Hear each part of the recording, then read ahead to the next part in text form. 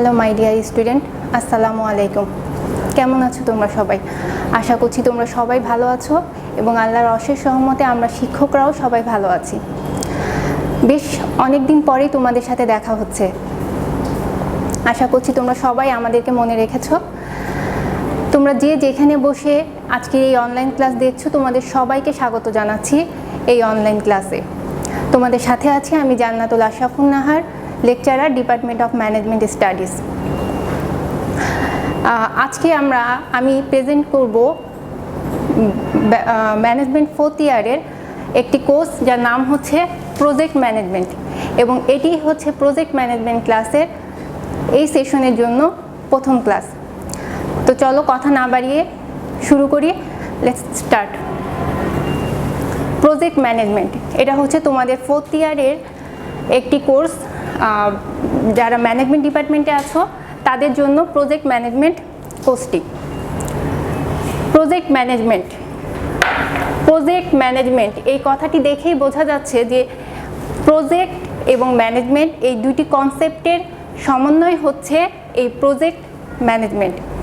Project management বিষয়টি বুঝতে হলে তোমাকে প্রথমে ইন্ডিভিজুয়ালি প্রজেক্ট এবং ইন্ডিভিজুয়ালি ম্যানেজমেন্ট এই দুটো বিষয় সম্পর্কে একটি ক্লিয়ার ধারণা থাকতে হবে।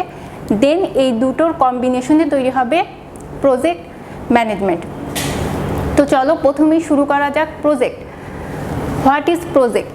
প্রজেক্ট বলতে আমরা কি বুঝি?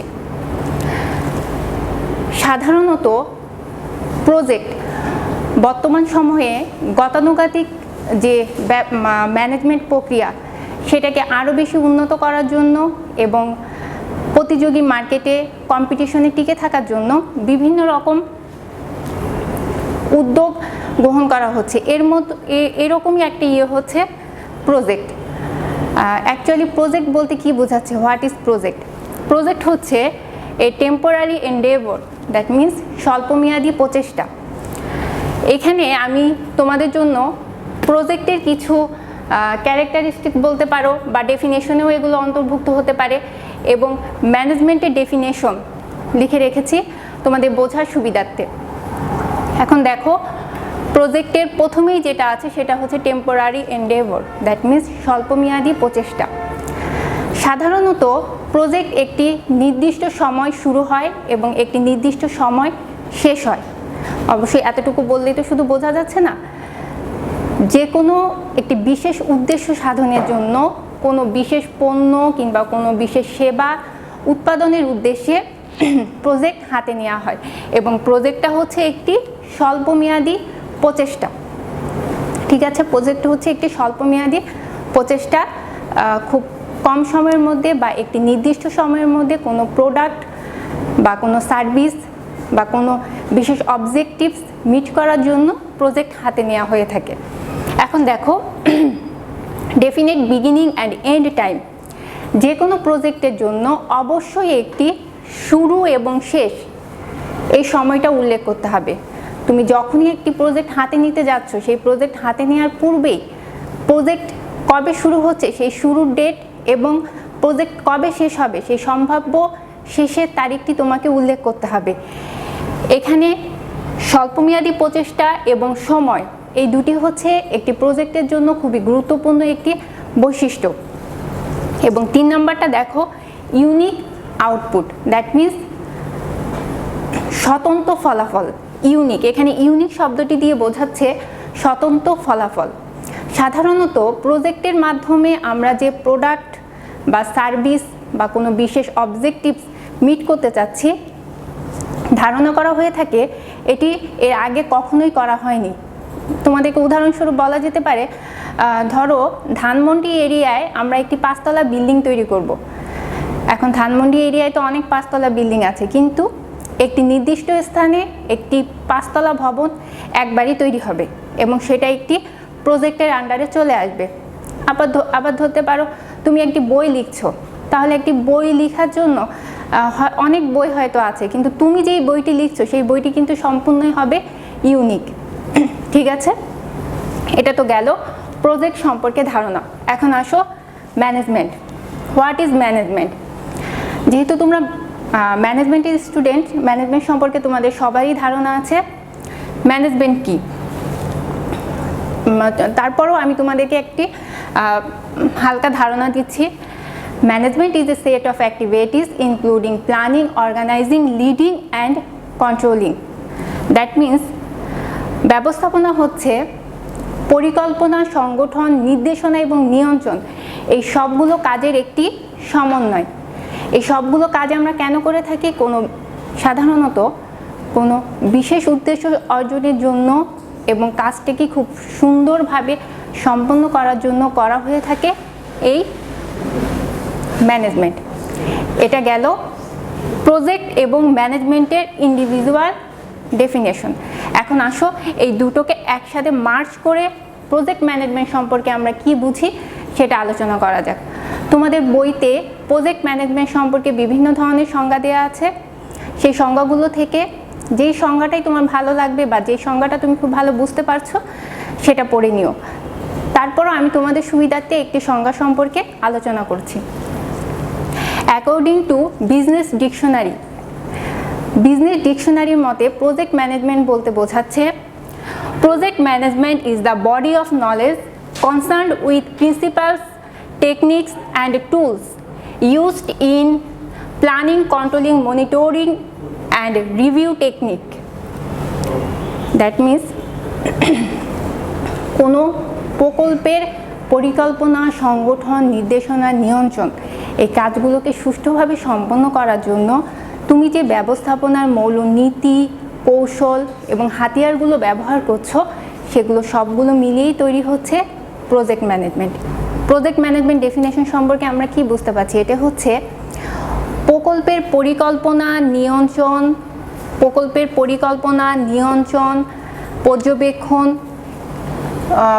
পর্যবেক্ষণে ব্যবহৃত মৌলনীতি, কৌশল এবং হাতিয়ার সমূহ এই সবগুলোকেই একত্রে বলা হচ্ছে প্রজেক্ট ম্যানেজমেন্ট।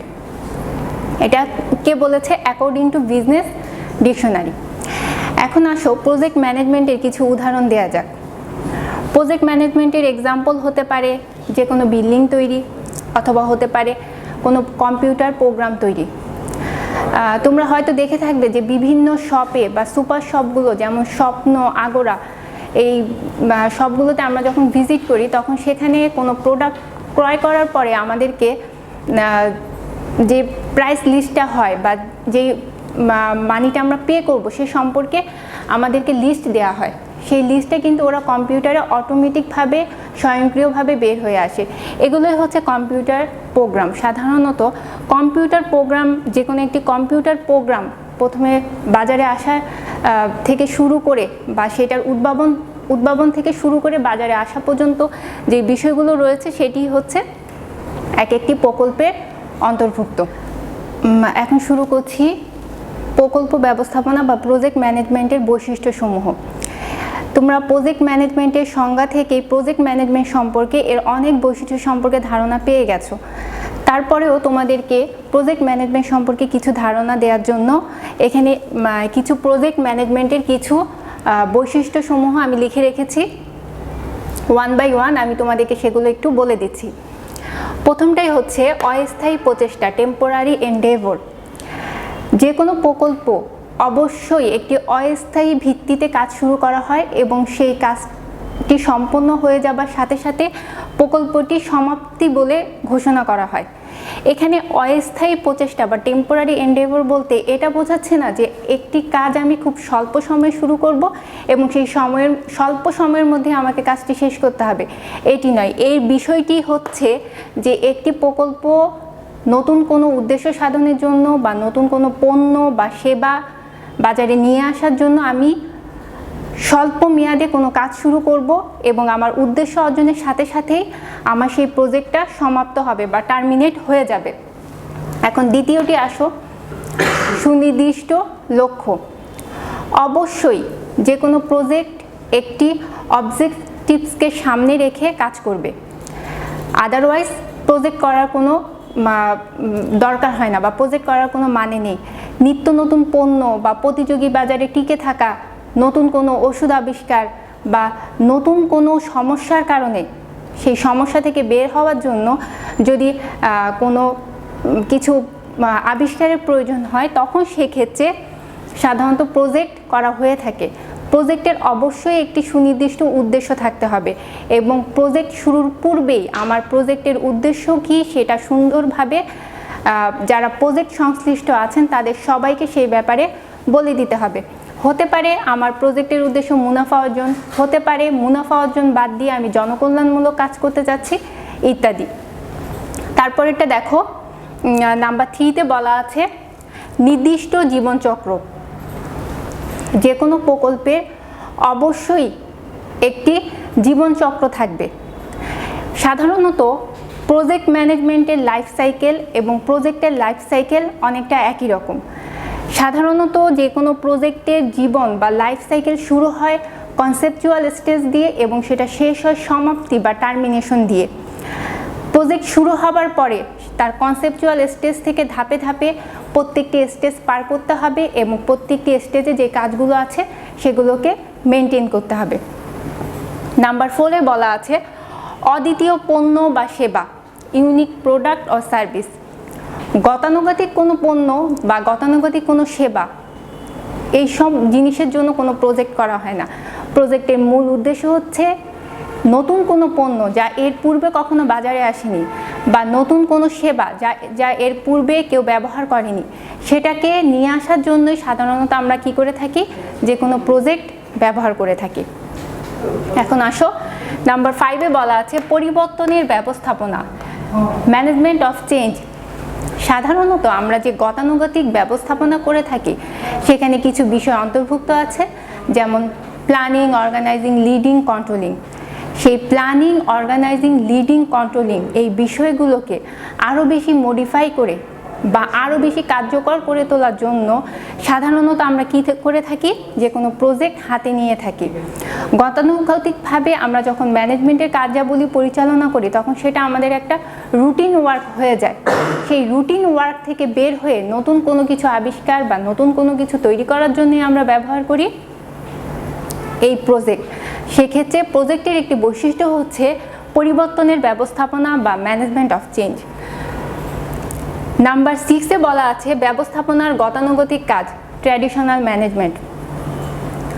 প্রজেক্ট যতই নতুন হোক না কেন, যতই একটা কনসেপচুয়াল কাজ হোক না কেন, গতানুগতিক যে ম্যানেজমেন্টের কাজগুলো রয়েছে, ট্র্যাডিশনাল যে অ্যাক্টিভিটিসগুলো ম্যানেজমেন্ট ফলো করে, like planning, organising, leading, controlling, এই কাজগুলোকে বাদ দিয়ে কোনোভাবেই প্রজেক্ট ম্যানেজমেন্ট চালানো কিংবা প্রজেক্টকে রান করা সম্ভব নয়। যখনই আমি প্রজেক্ট ম্যানেজমেন্ট নিয়ে কাজ করব বা একটি প্রজেক্ট নিয়ে কাজ করব তখনই আমাকে সেই ট্র্যাডিশনাল ম্যানেজমেন্টের যে ট্র্যাডিশনাল অ্যাক্টিভিটিসগুলো আছে সেগুলোকে ফলো করতে হবে এবং সেগুলোর মাধ্যমে আমার প্রজেক্টটাকে রান করতে হবে। নাম্বার 7-এ বলা আছে প্রকল্পের সমাপ্তি, টার্মিনেশন। পূর্বেই আমি তোমাদেরকে বলেছিলাম যে কোনো প্রজেক্টের একটি লাইফ সাইকেল থাকে। যে কোনো প্রজেক্ট তার যতদিন পর্যন্ত সে কাজ করে তখন সে একটি লাইফ সাইকেলের মধ্যে যায়। যেমন ধরো সূচনা, বাস্তবায়ন, পরিকল্পনা ইত্যাদি। যে কোনো প্রকল্পের শুরু হয় তার কনসেপচুয়াল স্টেজ দিয়ে এবং তার সমাপ্তি হয় তার টার্মিনেশন স্টেজ দিয়ে। প্রকল্পের শুরুর সময় যেভাবে আমাকে শুরুর সময়টা বলে দিতে হবে, ঠিক তদ্রূপ তার সম্ভাব্য শেষের সময়টিও আমাকে উল্লেখ করতে হবে। নাম্বার 8-এ বলা আছে সৃজনশীলতার হাতিয়ার, টুলস ফর ইনোভেশন। সাধারণত প্রজেক্ট ম্যানেজমেন্ট হচ্ছে একটি সৃজনশীল কাজ করার জন্য বা কোনো ক্রিয়েটিভ ওয়ার্কের জন্য আমরা ব্যবহার করে থাকি। Routine work, traditional work, routine product, traditional product, এই প্রোডাক্টগুলো নিয়ে কাজ করার জন্য কিংবা যে প্রোডাক্টটা অলরেডি চলে আসছে বা যে প্রোডাক্টটা অলরেডি আছে, যে কাজগুলো অলরেডি আমি করছি, সেটা করার জন্য আমি প্রজেক্ট ব্যবহার করব না। প্রজেক্ট ব্যবহার করব নতুন কোনো প্রোডাক্ট, নতুন কোনো সার্ভিস মার্কেটে আনার জন্য। এই সম্পর্কে তোমাদেরকে একটি উদাহরণ দেওয়া যেতে পারে, যেমন বর্তমান বিশ্বে কোভিড-19 এই বিষয়ে সবাই অবগত আছে, সবাই জানে বিষয়টা কি, এবং বিভিন্ন দেশে তার টিকা আবিষ্কারের জন্য প্রচেষ্টা চালানো হচ্ছে। এই যে কোভিড-19-এর বিরুদ্ধে যুদ্ধ, এই যে কোভিড-19-এর বিরুদ্ধে টিকা আবিষ্কারের একটি প্রক্রিয়া, এগুলো অনেকটা সৃজনশীল কাজ বা ক্রিয়েটিভ কাজ। তাই ইনোভেশন, টুলস ফর ইনোভেশন বা সৃজনশীলতার হাতিয়ার হিসেবে আমরা প্রজেক্টকে ব্যবহার করতে পারি। তোমাদের বইতে প্রজেক্ট ম্যানেজমেন্টের বৈশিষ্ট্য বা নেচার অফ প্রজেক্ট ম্যানেজমেন্ট আরও বেশ কিছু পয়েন্ট দেওয়া আছে। আমি আশা করছি আমি যতটুকু পয়েন্ট এখানে উল্লেখ করেছি সেগুলো বোঝার মাধ্যমেই তুমি বাকি পয়েন্টগুলো বুঝে নেবে, এবং এখানে খুব স্পষ্টতই বোঝা যাচ্ছে যে একটি প্রজেক্ট ম্যানেজমেন্টের কী কী বৈশিষ্ট্য থাকতে পারে। এখন আসো আমরা শুরু করি ক্লাসিফিকেশন অফ প্রজেক্ট ম্যানেজমেন্ট, অথবা এটাও বলা যায় যে ক্লাসিফিকেশন অফ প্রজেক্টকে আমরা কিভাবে ক্লাসিফাই করছি। সাধারণত প্রজেক্টের আকার, আয়তন, তার উদ্দেশ্য, তার কার্যাবলীর ধরন ইত্যাদি বিভিন্ন বিষয়ের উপর ডিপেন্ড করে প্রজেক্ট বিভিন্ন রকম হয়ে থাকে, এবং সাধারণত প্রজেক্টের যে ক্লাসিফিকেশনটা সেটা একটু বড় হয়ে থাকে। তার আয়তনের ভিত্তিতে, তার পৃষ্ঠপোষকতার ভিত্তিতে, বিভিন্ন ভিত্তিতে বা বিভিন্ন বেসমেন্টের উপর ডিপেন্ড করে প্রজেক্টকে ক্লাসিফাই করা হয়ে থাকে। এত ডিটেলসে এখন এভাবে লেকচার দেওয়া তো সম্ভব হচ্ছে না, তাই আমি চেষ্টা করব খুব সংক্ষেপে তোমাদেরকে প্রজেক্টের যে মেইন ক্লাসিফিকেশনগুলো বা যে মেইন বিষয়গুলো ক্লাসিফাই করা প্রয়োজন সেগুলো তোমাদেরকে এখন বুঝিয়ে দেওয়ার জন্য। এখানে একটি বিষয় বলে নেওয়া প্রয়োজন যে এখানে পিএম বলতে আমি বোঝাচ্ছি প্রজেক্ট ম্যানেজমেন্ট, এবং এখানে যতগুলো জায়গায় তুমি পি দেখবে তোমরা পি দেখতে পাবে, সেই পিটার মানে হচ্ছে প্রজেক্ট। ওকে, প্রথমে যেটা আছে প্রণয়ন এবং বাস্তবায়নের ধাপের ভিত্তিতে classification based on development and implementation. That means প্রকল্প প্রণয়ন এবং বাস্তবায়নের ভিত্তিতে প্রকল্পকে বিভিন্ন ভাগে ভাগ করা হয়ে থাকে, এবং তার মধ্যে রয়েছে একটি পরীক্ষামূলক প্রকল্প বা এক্সপেরিমেন্টাল প্রজেক্ট।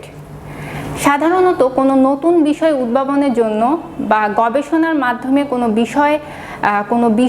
কোনো নতুন প্রোডাক্ট সামনে আনার জন্য যে গবেষণাটা করা হয়ে থাকে স্বল্প মেয়াদে, এবং স্বল্প মেয়াদের ভিত্তিতে যে জিনিসটা নিয়ে আসা হয়, সে প্রজেক্টের মাধ্যমে নিয়ে আসা হয়, সেটাকে বলা হয়ে থাকে এক্সপেরিমেন্টাল প্রজেক্ট। এক্সপেরিমেন্টাল প্রজেক্টের একটি খুব ভালো উদাহরণ হচ্ছে কোভিড-19 টিকা। বর্তমানে বিভিন্ন দেশ কোভিড-19 টিকা আবিষ্কার করার জন্য চেষ্টা চালাচ্ছে, এবং প্রত্যেকটি দেশই এই যে টিকা আবিষ্কার করতে চাচ্ছে সেটাকে তারা একটি প্রজেক্ট হিসেবে হাতে নিয়েছে, এবং এই প্রজেক্ট হিসেবে একটি নির্দিষ্ট সময় শুরু হয়ে একটি নির্দিষ্ট সময় পর্যন্ত বা টিকা আবিষ্কার না হওয়া পর্যন্ত তাদের সেই প্রজেক্টগুলো চলতে থাকবে, এবং পরীক্ষামূলকভাবে যখন তারা সেটা আবিষ্কার করবে তখন তাদের প্রজেক্টটা সমাপ্তি বা টার্মিনেট বলে ঘোষণা করা হবে। দ্বিতীয়টা দেখো পাইলট প্রকল্প। পাইলট প্রকল্প কি? সাধারণত পাইলট প্রকল্প বলতে বোঝায় কোনো বৃহৎ প্রকল্পকে সমর্থন করার জন্য বা কোনো বৃহৎ বা বড় প্রকল্পের কাজগুলোকে ত্বরান্বিত করার জন্য ছোট ছোট যে প্রকল্পগুলো আমরা হাতে নিয়ে থাকি সেটাকেই বলা হয়ে থাকে পাইলট প্রকল্প। যেমন ইলেকট্রনিক্স ভোটিং মেশিন। তোমরা সবাই অবগত আছো যে বর্তমানে বাংলাদেশে ইলেকট্রনিক ভোটিং সিস্টেম পদ্ধতিতে ভোট নেওয়া হচ্ছে। এখন এই যে ইলেকট্রনিক ভোটিং সিস্টেম, এটা কি পূর্বে থেকে ছিল? মোটেও না। এটা নিয়ে অনেক গবেষণা হয়েছে, অনেক চিন্তাভাবনা হয়েছে, অনেক সারা পুরো বাংলাদেশে এটার অনেক বড় একটা প্রজেক্ট। সেই বড় কাজটাকে ত্বরান্বিত করার জন্য ছোট ছোট পাইলট প্রকল্প গ্রহণ করা হয়েছে। যেমন বাংলাদেশে সর্বপ্রথম ভোটিং সিস্টেম চালু হয় গাজীপুরে ইলেকট্রনিক ভোটিং সিস্টেমের মাধ্যমে পুরো দেশে ভোটিং মেশিন বা ভোটিং সিস্টেমটা শুরু হয়।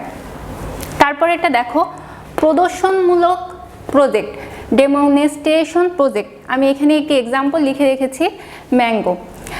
এটা হচ্ছে সাধারণত যারা প্রজেক্টের সুবিধা ভোগ করবে বা যারা প্রজেক্টের সুবিধাটা ব্যবহার করতে চাচ্ছে তাদেরকে প্রজেক্ট সম্পর্কে অবগত করানো, তাদেরকে সেই বিষয় সম্পর্কে জানানো। যেমন রাজশাহীতে তোমরা সবাই জানো যে রাজশাহীতে আমের চাষ হয়।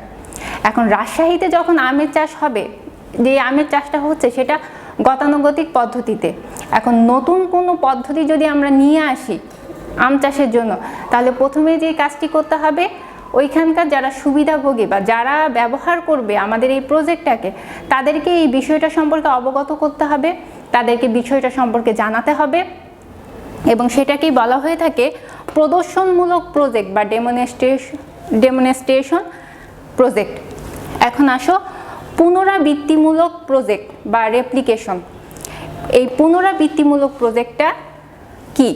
এই পুনরাবৃত্তিমূলক প্রজেক্টটা হচ্ছে পরীক্ষামূলক প্রকল্পের মাধ্যমে উদ্ভাবিত, পাইলট প্রকল্পের মাধ্যমে যাচাইকৃত এবং প্রদর্শনমূলক প্রকল্পের মাধ্যমে উদ্বুদ্ধকৃত কোনো প্রজেক্ট। আমি আবারও বলছি, পরীক্ষামূলক প্রকল্পের মাধ্যমে উদ্ভাবিত, পাইলট প্রকল্পের মাধ্যমে যাচাইকৃত এবং প্রদর্শনমূলক প্রকল্পের মাধ্যমে বা ডেমনস্ট্রেশন প্রজেক্টের মাধ্যমে উদ্বুদ্ধকৃত কোনো প্রজেক্ট যখন ব্যবহার করা শুরু হয় বা কোনো প্রজেক্টের কাজ যখন শুরু হয়, তখন সেটাকে বলা হয়ে থাকে পুনরাবৃত্তিমূলক প্রজেক্ট বা রেপ্লিকেশন প্রজেক্ট।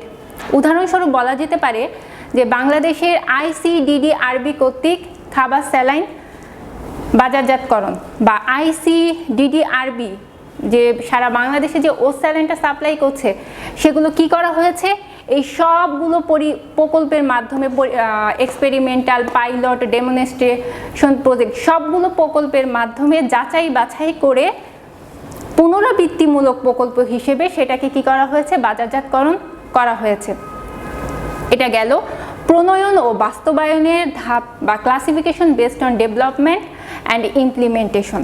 এখন আসো, এখানে আমি র্যান্ডমলি কিছু প্রজেক্টের ক্লাসিফিকেশন লিখে রেখেছি, যেগুলো প্রজেক্টেরকে ক্লাসিফাই করতে গেলে এই ক্লাসিফিকেশনটা খুবই জরুরি।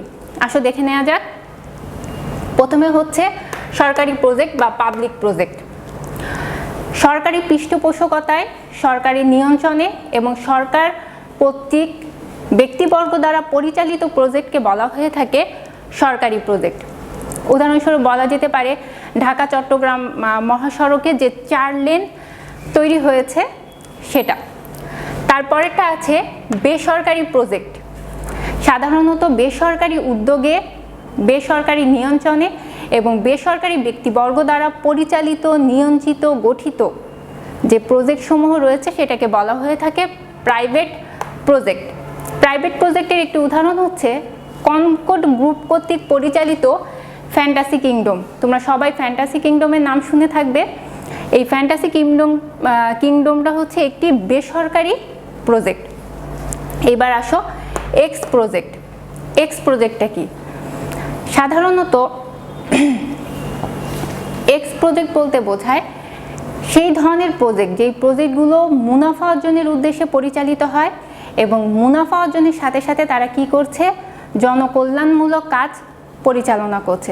যেমন ধরো রুরাল ডেভেলপমেন্ট অথবা ঢাকা ওয়াসা, এরা একটি স্বায়ত্তশাসিত প্রতিষ্ঠান এবং তারা বিভিন্ন প্রকল্প হাতে নেয় বা প্রজেক্ট হাতে নেয়। তার মূল উদ্দেশ্য কি? তার মূল উদ্দেশ্য হচ্ছে তারা সেই প্রজেক্টের মাধ্যমে যেমন মুনাফা অর্জন করছে, ঠিক তদ্রূপভাবে তারা জনকল্যাণমূলক কাজেও নিজেদেরকে নিয়োজিত করছে। দ্বিতীয়টাই নাম্বার 5-এ বলা আছে ওয়াই প্রজেক্ট। ওয়াই প্রজেক্টটা কি? ওয়াই প্রজেক্টটা হচ্ছে সাধারণত উৎপাদনমুখী বা প্রোডাকশন রিলেটেড প্রজেক্ট, বাট এখানে তারা সেই প্রজেক্টের যে ফলাফলটা বা আউটপুটটা তারা কখনোই নিজেরা ব্যবহার করছে না, সেটা মূলত জনকল্যাণেই ব্যবহার করা হচ্ছে। উদাহরণস্বরূপ বলা যেতে পারে বাঁধ প্রকল্প, সেচ প্রকল্প। এই যে বাঁধ প্রকল্প, সেচ প্রকল্প, এগুলো কেন ব্যবহার করা হচ্ছে? এগুলো ব্যবহার করার মূল উদ্দেশ্য হচ্ছে যারা কৃষকরা আছে তারা যখন কোনো কৃষিকাজে নিয়োজিত হচ্ছেন তাদের উৎপাদন সংশ্লিষ্ট কাজগুলোকে সহজ করার জন্য, প্রোডাকশন রিলেটেড অ্যাক্টিভিটিসগুলোকে ইজি করার জন্য। এবং এই যে বাঁধ প্রকল্প, সেচ প্রকল্প, এখানে আমি লিখে রেখেছি অবশ্যই ইরিগেশন প্রজেক্ট, এগুলোর মূল উদ্দেশ্য এগুলো হচ্ছে ওয়াই প্রজেক্টের অন্তর্ভুক্ত বা এগুলিকে ক্লাসিফাই করা হয় ওয়াই প্রজেক্টে। ওকে, নাম্বার 6 হচ্ছে জেট প্রজেক্ট। সাধারণত জেট প্রজেক্টটি হচ্ছে এমন একটি প্রজেক্ট বা প্রকল্প যার সুবিধা সাধারণত খুব বেশি দৃশ্যমান হয় না বা তার যে বেশি মানুষ বুঝতে পারে যে এই প্রজেক্টের মাধ্যমে আমরা কি পেলাম সেটা নয়। যেমন ধরো হসপিটাল, এডুকেশনাল ইনস্টিটিউশন, ইত্যাদি যখন সরকার তৈরি করে তখন সেগুলো সাধারণত জেড প্রজেক্টের অন্তর্ভুক্ত হয়ে যায়, তাদেরকে ক্লাসিফাই করা হয় জেড প্রজেক্ট হিসেবে। মানুষ সেগুলো সুবিধা ভোগ করবে কিন্তু সেগুলো খুব বেশি দৃশ্যমান হবে না। দেখো নাম্বার 7-এ বলা আছে কোর প্রজেক্ট। কোর প্রজেক্ট সাধারণত অগ্রাধিকারের ভিত্তিতে যে প্রজেক্টগুলো রয়েছে সেটা হচ্ছে কোর প্রজেক্ট, এবং অগ্রাধিকারের ভিত্তিতে যে প্রজেক্টগুলো পরে আসে সেগুলো হচ্ছে নন কোর প্রজেক্ট। লাইক কোর প্রজেক্টে অগ্রাধিকারের ভিত্তিতে প্রজেক্ট প্রথমে আসে এবং নন কোর প্রজেক্টে অগ্রাধিকারের ভিত্তিতে যে কোনো কাজ পরে আসে। যেমন ধরো একটি হসপিটালের জন্য যদি আমাকে একটি অ্যাম্বুলেন্সও কিনতে হয় এবং একটি টিভিও কিনতে হয়, তখন আমাকে কোর প্রজেক্ট হবে হসপিটালের জন্য অ্যাম্বুলেন্স ক্রয় করা, এবং নন কোর প্রজেক্টের অন্তর্ভুক্ত হবে হসপিটালের জন্য টেলিভিশন ক্রয় করা।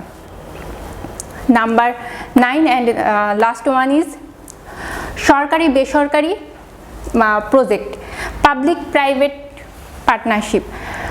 সরকার এবং সরকারি এবং বেসরকারি উভয়ের পৃষ্ঠপোষকতায় উভয়ের মিলিত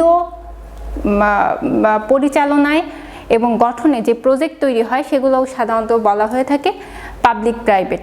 এবং এর মধ্যে রয়েছে সাধারণত বিভিন্ন ধরনের ফ্লাইওভার তৈরি করা, পাবলিক প্রাইভেট পার্টনারশিপ হিসেবে বিভিন্ন প্রতিষ্ঠান গড়ে তোলা ইত্যাদি। এই ছিল আমাদের আজকের লেকচার। চলো লেকচার শেষ করার পূর্বে আমরা আরেকবার রিভিউ করি যে আজকে আমরা কি কি জানলাম। আজ আমরা জেনেছি project management definition, project management nature and project management classification. সময় স্বল্পতার কারণে তোমাদের আজ খুব বেশি টপিকস নিয়ে আলোচনা করা হলো না। আমি আশা করছি যে টপিকগুলো আলোচনা করেছি তোমরা সবাই বুঝতে পেরেছো। তোমাদের যে কোনো ধরনের সাবজেক্ট রিলেটেড, অবশ্যই সাবজেক্ট রিলেটেড যে কোনো সমস্যা, যে কোনো প্রবলেম, কোয়েরি তোমরা কমেন্ট বক্সের মাধ্যমে জানাতে পারো। আমি চেষ্টা করব তোমাদের প্রশ্নগুলোর উত্তর দিয়ে দেবার। তাহলে আজকের লেকচার এ পর্যন্তই। দেখা হবে নতুন কোনো ক্লাসে, নতুন কোনো লেকচার নিয়ে, নতুন কোনো টপিকস নিয়ে। Till then be safe, stay home and maintain your prayer. খোদা হাফেজ।